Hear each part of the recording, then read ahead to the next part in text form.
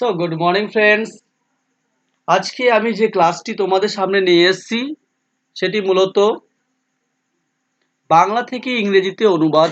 ঠিক আছে, Bengali to English passage translation. এর আগে আমি যে ক্লাসগুলো করিয়েছি সেখানে আমি সিঙ্গেল সিঙ্গেল সেন্টেন্সকে নিয়ে ট্রান্সলেশন করেছি। আজকে আমি প্যাসেজ ট্রান্সলেশন নিয়ে এসেছি। তো ক্লাসটি শুরু করছি। দুটো আমি এখানে প্যাসেজ নিয়েছি, দুটোরই ট্রান্সলেশন করব। তো প্রথমে এক নাম্বারটা করি, তারপরে দেখো কি বলছি।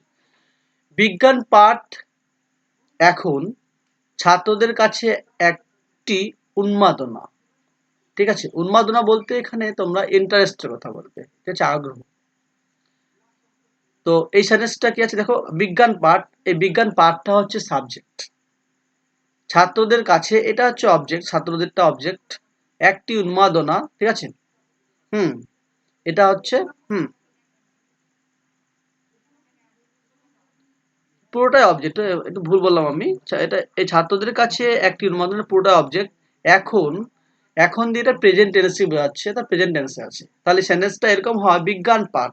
তাহলে বিজ্ঞান হচ্ছে সায়েন্স, পাঠ মানে আমরা স্টাডি জানি। তাহলে কিরকম হবে, the study of science, verb হচ্ছে প্রেজেন্ট টেন্স আছে, তাই ইজ হলো ইজ। এখন ইংরেজি দেখো, এখন মানে হচ্ছে নাও, নাও। ছাত্রদের কাছে একটি উন্মাদনা, একটি উন্মাদনা হচ্ছে এ। দেখো, উন্মাদনা বলতে এখানে আমরা যেটা আগ্রহ বলি সেটা তীব্র আগ্রহ হবে, এটা স্ট্রং বলতে পারি। ঠিক আছে, বা কিন ইন্টারেস্ট, এ স্ট্রং ইন্টারেস্ট কার কাছে, টু স্টুডেন্টস, ছাত্রদের কাছে। তাহলে কি হলো, the study of science is now a strong interest to students. এটা হলো প্রথম সেন্টেন্সটার মিনিং। তারপর দেখো, পাঠ্যক্রম হিসাবে বিজ্ঞানের গুরুত্ব নিয়ে কোনো প্রশ্ন চলে না। বিজ্ঞানের গুরুত্ব নিয়ে কোনো প্রশ্ন চলে না। এখানে পাঠ্যক্রম, এটা হচ্ছে পাঠ্যক্রম হিসাবে বিজ্ঞানের, ঠিক আছে, গুরুত্ব নিয়ে কোনো প্রশ্ন চলে না, এটাও পুরোটাই প্রেজেন্ট টেন্স রয়েছে। দেখো এখানে সাবজেক্ট খুঁজে পাচ্ছি না, তাই এখানে আমরা ইন্ট্রোডাক্টরি দেয়ার কে সাবজেক্ট করতে পারি। তাহলে করি, দেয়ার ইজ, কোনো প্রশ্ন চলে না, এটা হচ্ছে প্রশ্ন চলাটা হচ্ছে ভার্ব, ঠিক আছে। তাহলে এখানে বলতে হবে দেয়ার ইজ নো কোয়েশ্চেন, কি সম্বন্ধে, বিজ্ঞানের গুরুত্ব নিয়ে। তাহলে about the importance of science, বিজ্ঞানের গুরুত্ব হয়ে গেল। ঠিক আছে, পাঠ্যক্রম হিসাবে, এবার এটা আছে হিসাবে ইংরেজি অ্যাজ।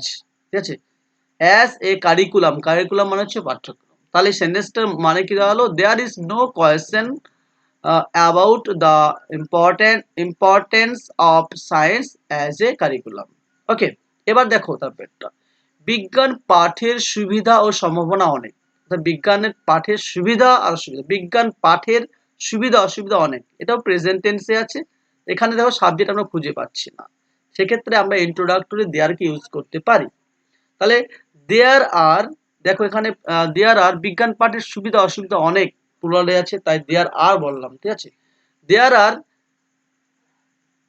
সম্ভাবনা অনেক, অনেক না যে ম্যানি ইউজ করব। তাহলে দেয়ার আর ম্যানি বেনিফিটস, অনেক, হ্যাঁ, অনেক বা অনেক সুবিধা। ঠিক আছে, অনেক সুযোগ সুবিধা। তাহলে there are many benefits and, সম্ভাবনা ইংরেজি, আচ্ছা তাহলে সুবিধা ইংরেজি বেনিফিটস, আর সম্ভাবনা ইংরেজি হচ্ছে পসিবিলিটিস। তাহলে হলো কি, there are many benefits and possibilities, hmm, বিজ্ঞান পাঠের। ঠিক আছে, study of science, okay, study of science. তাহলে কি হলো পুরো সেন্টেন্সটা, there are many benefits and possibilities. Oh sorry sorry, এই লাইনটা হচ্ছে এটার মানে আমি একটু বেশি বলে দিয়েছি, পরের লাইন চলে গেছি। ওকে, তাহলে there are many benefits and possibilities, এটার মিনিংটা হচ্ছে বিজ্ঞান পাঠের সুবিধার সম্ভাবনা অনেক। এবার বিজ্ঞান পাঠ এখন এত জনপ্রিয় যে অধিকাংশ ছাত্র এবং তাদের অভিভাবকরা একেই জীবনের চরম লক্ষ্য বলে মনে করে। দেখো এটা পুরো বড় সেন্টেন্স আছে, বিজ্ঞান পাঠ এখন, এটা প্রেজেন্ট টেন্সে আছে। তাহলে বিজ্ঞান পাঠের সুযোগ, বিজ্ঞান পাঠ, এই বিজ্ঞান পাঠটা হচ্ছে এখানে প্রথম সেন্টেন্সে পেয়েছিলাম বিজ্ঞান পাঠ এখন, এখানে বিজ্ঞান পাঠ। তাহলে বিজ্ঞান পাঠটা হচ্ছে এখানে সাবজেক্ট, বলছে এখন এত জনপ্রিয়, ঠিক আছে, যে অধিকাংশ ছাত্র এবং তাদের অভিভাবকেরা একেই জীবনের চরম লক্ষ্য বলে মনে করে। তাহলে শুরু করি, বিজ্ঞান পাঠ, তাহলে স্টাডি, হ্যাঁ, স্টাডি অফ সায়েন্স, এটাও প্রেজেন্ট টেন্স আছে, এখন বলেছে। তাহলে ইজ, ঠিক আছে, এত জনপ্রিয়। জনপ্রিয় ইংরেজি কি আমরা দুটো জানি, পপুলারিটি আর একটা ট্রেন্ড বলতে পারি। ট্রেন্ড বললে বেশি ভালো লাগবে, তাই লিখলাম শো ট্রেন্ড নাও এখন।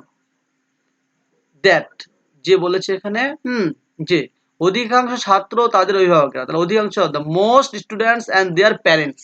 ওকে, বিবেচনা দেখো এখানে আছে এই জীবনের চরম লক্ষ্য বলে মনে করে।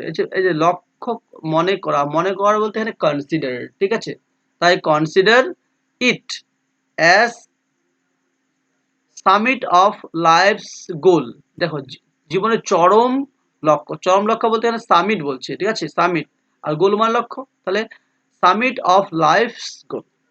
এটা হয়ে গেল এই সেন্টেন্সটা। আর আমরা পড়ি, বিজ্ঞান পাঠ এখন এত জনপ্রিয় যে অধিকাংশ ছাত্র ও তাদের অভিভাবকরা একেই জীবনের চরম লক্ষ্য বলে মনে করে। তাহলে কি হলো সেন্টেন্সটা?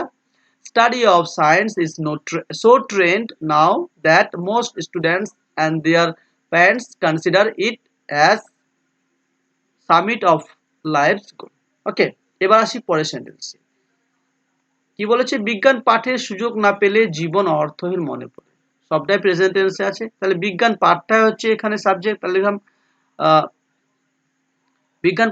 বিজ্ঞান পাঠের সুযোগ না পেলে জীবন অর্থহীন, জীবনটা হচ্ছে সাবজেক্ট, সরি একটু ভুল বললাম, জীবন অর্থহীন মনে করে। তাহলে মনে করাটা হচ্ছে ভার্ব, ঠিক আছে, আর জীবনটা হচ্ছে সাবজেক্ট, আর এটা পুরোটা এখানে অবজেক্ট, ঠিক আছে। তাহলে লাইফ জীবন, মনে করে মানে সিম, ঠিক আছে। তাহলে life seems, third person singular number আছে, প্রেজেন্ট টেন্স আছে, লাইফ সিমস অর্থহীন, মিনিংলেস মানে অর্থহীন। এবার বলতে বিজ্ঞান পাঠের সুযোগ না পেলে, তাহলে এখানে যদি ইউজ করতে পারি, if you don't get a chance to study science, যদি সুযোগ না পাও, তাহলে বিজ্ঞান পাঠের সুযোগ না পাওয়া অর্থাৎ হচ্ছে you don't get a chance to study science. তাহলে পুরো মানেটা কি হচ্ছে? বলছে life seems meaningless if you don't get a chance to study science. Okay, এটা হয়ে গেল এই সেন্টেন্সটা। পরেরটা দেখি, উচ্চ মাধ্যমিক স্তরে বিজ্ঞান পাঠ করলে তবেই ইঞ্জিনিয়ারিং বা ডাক্তারি পড়ার জন্য পরীক্ষা দেওয়ার যোগ্য বলে বিবেচিত। উচ্চ মাধ্যমিক স্তরের বিজ্ঞান পাঠ মানে এইচএস লেভেল যেটাকে বলছে, ঠিক আছে। বলছে উচ্চ মাধ্যমিক স্তরে বিজ্ঞান পাঠ করলে তবেই, যদি তবে এরকম একটা আসতেছে, ঠিক আছে, এটা কমপ্লেক্স সেন্টেন্সে আছে, তবে ইঞ্জিনিয়ারিং ও ডাক্তারি পড়ার জন্য পরীক্ষা। তাহলে এই সেন্টেন্সটার মধ্যে উচ্চ মাধ্যমিক বিজ্ঞান পাঠ, ঠিক আছে। তাহলে এখানে একটা সাবজেক্ট আমরা নিতে পারি ইউ বলে বলতে পারি, ঠিক আছে। তাহলে if you study science at the higher secondary level, ঠিক আছে, উচ্চ মাধ্যমিক স্তরে বিজ্ঞান পাঠ করলে, কমা দিয়ে দিই, তবে হয়ে গেল, দেয়ারফর, দেয়ারফর ইট ইজ, এখানে সাবজেক্ট নেই তাই ইট ইজ নিলাম, ইট ইজ কনসিডার্ড, বিবেচিত হওয়া, যেখানে পড়া আছে বিবেচিত, কনসিডার্ড এলিজিবল মানে হচ্ছে যোগ্য বলে, টু সিট মানে বসার জন্য, টু সিট, হ্যাঁ, ইন এক্সামিনেশন পরীক্ষায়, কিসের, ইঞ্জিনিয়ারিং বা doctor, for studying engineering or medicine, ডাক্তারি, মেডিসিন বলতে ডাক্তারি, ঠিক আছে, বা মেডিকেল বলতে পারি, ঠিক আছে। তাহলে এখানে কি দাঁড়ালো, হচ্ছে উচ্চ মাধ্যমিক স্তরে বিজ্ঞান পাঠ করলে তবেই ইঞ্জিনিয়ারিং বা ডাক্তারি পড়ার জন্য পরীক্ষা দেওয়ার যোগ্য বলে বিবেচিত হয়। তাহলে এখানে ইংলিশটা কি হলো, if you study science at the higher secondary level therefore it is considered eligible to sit in exam for studying engineering or medicine. ওকে, এইটা হলো। এবার আসি, এই প্রবেশিকা পরীক্ষার প্রস্তুতিতে এত সময় দেয় ছাত্ররা যে দ্বাদশ শ্রেণীর পাঠ অবহেলিত হয়। অর্থাৎ এই যে এইচএসসি যারা এতটা টাইম দেয় যে দ্বাদশ, না সরি ভুল বললাম, এই প্রবেশিকা এন্ট্রান্স এক্সামিনেশনে তারা এতটা সময় দেয় যে দ্বাদশ শ্রেণীর পাঠ অবহেলিত, অর্থাৎ পড়ার টাইম পায় না, টাইম এদিকে বেশি দিয়ে দেয়। তাহলে এখানে সাবজেক্ট কি, এই প্রবেশিকা পরীক্ষা, তাই তো। তাহলে করতে পারি, এই প্রবেশিকা প্রস্তুতি এত সময় দেয় যে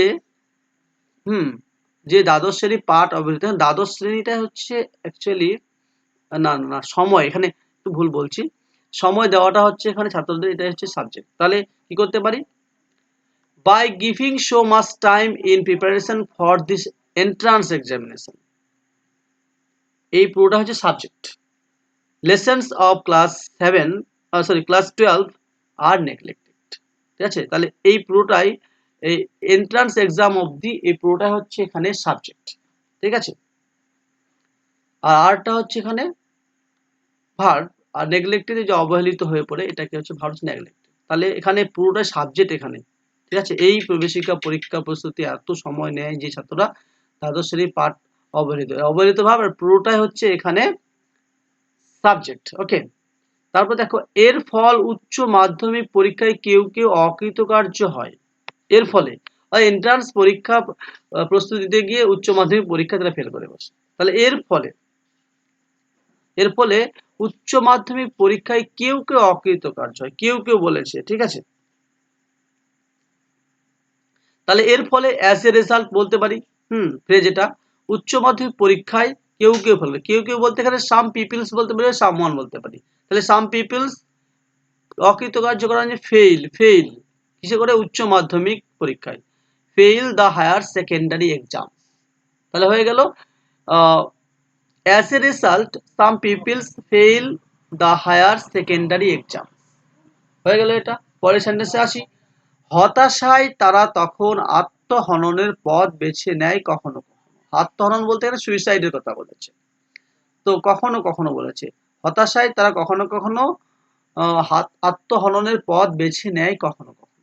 তাহলে এখান থেকে সাবজেক্ট আমরা কি পাচ্ছি, এখানে সামটাইমস মানে কখনো কখনোটা এখানে সাবজেক্ট না, এখানে তারাটা হচ্ছে সাবজেক্ট। ওকে, তাহলে বলতে পারি দেয়ার আফটার কখনো কখনো, সামটাইমস তাহারা দে, তার ভার্ব হচ্ছে কি বেছে নেওয়া, চুজ, কি কি বেছে নেয়, আত্মহননের পথ, the path of suicide in despair, হতাশায় ইংরেজি ইন ডিসপেয়ার। তাহলে কি হলো, তার মানেটা হচ্ছে there after sometimes they choose the path of suicide in despair.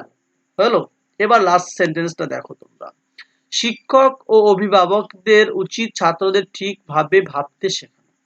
বলছে শিক্ষক ও অভিভাবকদের উচিত ছাত্রদের ঠিকভাবে ভাবতে শেখানো। এখানে ভাবতে শেখানোটা হচ্ছে ভার্ব, আর শিক্ষক অভিভাবক হচ্ছে সাবজেক্ট, আর উচিতটা হচ্ছে এখানে আমরা দেখতে পাচ্ছি, হ্যাঁ ভাবতে শেখানো।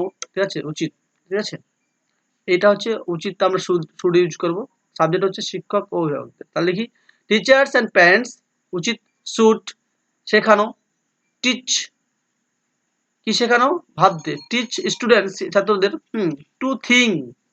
ঠিক আছে, টু থিঙ্ক কি শেখানো, কারেক্টলি মানে সঠিকভাবে। তাহলে শিক্ষক অভিভাবকদের উচিত ছাত্রদের ঠিকভাবে ভাবতে শেখানো। তাহলে আনসারটা কি হলো, teachers and parents should teach students to think correctly. তো এইটা হলো এটার পুরো আনসারটা। তো এই ছিল পুরো প্যাসেজটা, আমরা পুরোটা প্যাসেজটা প্রেজেন্ট টেন্সেই পেলাম, প্রেজেন্ট টেন্সেই করলাম। একটু টাফ ছিল মনে হয়, মানে কমপ্লেক্স সেন্টেন্স ছিল, ভালো করে একটু পড়তে হবে। এবার আরেকটা প্যাসেজ আমার কাছে নাও আছে, তোমরা এটাও তার সঙ্গে সঙ্গে প্র্যাকটিস করে নিও। দেখো এই প্যাসেজটা পুরোটা একটু আলাদা, অন্য রকমের। বলছে নোবেল পুরস্কার লাভের পর রবীন্দ্রনাথ নাম সমস্ত পৃথিবীতে ছড়িয়া পড়িয়াছিল। রবি ঠাকুর কথা বলেছে। তাহলে নোবেল পুরস্কার লাভের পর রবীন্দ্রনাথ, তাহলে রবীন্দ্রনাথের নাম, এটা হচ্ছে সাবজেক্ট। রবীন্দ্রনাথের নাম সমস্ত পৃথিবীতে, সমস্ত পৃথিবী বলতে না হোল ওয়ার্ল্ড এর কথা বলেছে, বা অল ওভার দ্য ওয়ার্ল্ড এরকম বললে হয়। ছাড়িয়া, দেখো ছড়াইয়া পড়িয়াছে, ছড়িয়ে যাওয়া মানে হচ্ছে স্প্রেড বলতে পারো, হ্যাঁ স্প্রেড ভালো হয়। তাহলে এখানে সাবজেক্ট হচ্ছে রবীন্দ্রনাথের নাম, তাহলে রবীন্দ্রনাথ নেম, নাম, আর একটা হচ্ছে হ্যাঁ নাম, আচ্ছা রবীন্দ্রনাথের নাম, রবীন্দ্রনাথ নেম অ্যান্ড ফেম, নাম যশ এটা বলছে। তারপর ভার্ব হচ্ছে এখানে ছড়াইয়া পড়িয়াছিল, স্প্রেড, দেখো এটা পাস্ট টেন্সে রয়েছে, আর স্প্রেডটাও পাস্ট টেন্সে রয়েছে, প্রেজেন্ট পাস্ট একই রকম স্পেলিং হয়। ঠিক আছে, এবার সমস্ত পৃথিবী, অল ওভার দ্য ওয়ার্ল্ড। তারপরে নোবেল পুরস্কার লাভের পর, পর মানে আফটার নোবেল পুরস্কার মানে হি, এখানে রবীন্দ্রনাথ ছিল সাবজেক্ট, তাহলে এখানে হি বসলাম, he had been conferred, had been দেখো এটা পাস্ট পারফেক্ট টেন্স। ঠিক আছে, had been conferred with the Nobel prize. তাহলে এই সেন্টেন্সটা মিনিং হয়ে গেল, Rabindranath name and fame spreads all over the world after he had conferred with the Nobel Prize. Okay, next লাইনটা দেখো কি বলেছে। তাহার রচনা পড়িবার জন্য সর্বদেশের লোক উদগ্রীব হইয়া উঠিল। তাহার রচনা পড়িবার জন্য সর্বদেশের লোক উদগ্রীব হইয়া উঠিল। তাহার রচনা পড়িবার, তাহারটা হচ্ছে এখানে তাহার রচনা পড়িবার জন্য সর্বদেশের লোকটা হচ্ছে সাবজেক্ট। তাহলে ভার্ব হচ্ছে উদগ্রীব হয়ে ওঠা, ঠিক আছে। তাহলে লোক, পিপল,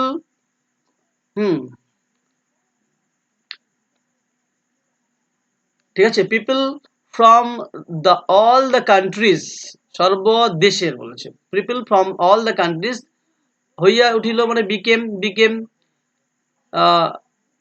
উদগ্রীব, ভেরি এগার, খুব উদগ্রীব হলো, টু গো থ্রু মানে পড়াশোনা করা, ঠিক আছে, আমরা এখানে রিড করতে পারি। তাহলে ভেরি এগার to go through his creations, তার রচনা হলো।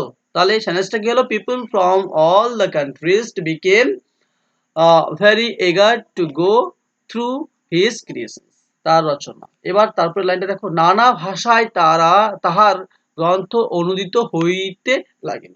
নানা ভাষায়, ঠিক আছে, তো বাঙালি কবি ছিল, নানা ভাষায় হচ্ছে, তো নানা ভাষায় তাহার গ্রন্থ, তাহার গ্রন্থটা হচ্ছে এখানে সাবজেক্ট। তাহলে হিজ বুকস করলাম, অনুদিত হইতে লাগিল মানে শুরু করলো, স্টার্টেড টু বি ট্রান্সলেটেড, অনুদিত হওয়া, ইনটু ভেরিয়াস ল্যাঙ্গুয়েজ, নানা ভাষা, ভেরিয়াস ল্যাঙ্গুয়েজ। তাহলে কি হলো, his books started to be translated into various language.